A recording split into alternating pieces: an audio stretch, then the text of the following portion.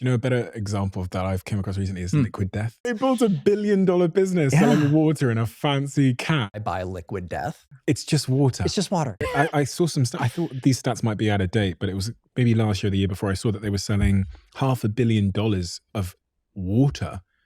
And they're like a fairly new market entrant in the grand scheme of things. And from what I can observe, it's just a different can. Yeah. And the packaging matters. The affiliation matters. The story matters.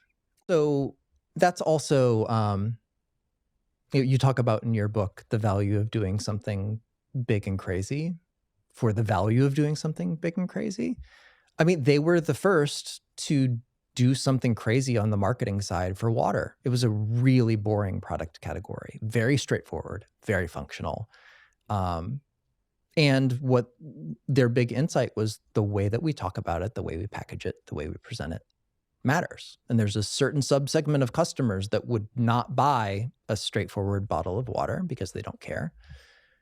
But if they can signal something about themselves or a group affiliation in some way, shape, or form through the packaging of the product, then to a certain subsegment of customers, that's valuable.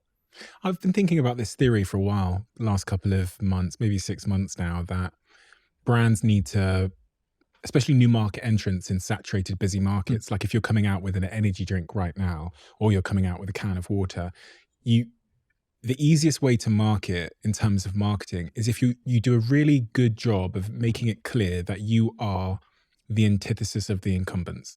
And in one of my first meetings with them, when we sat down, I said, this brand I think will win if the consumer walks down that supermarket aisle and thinks to themselves, I can be a insert incumbent energy drink brand or a perfect TED person. I can't possibly be both.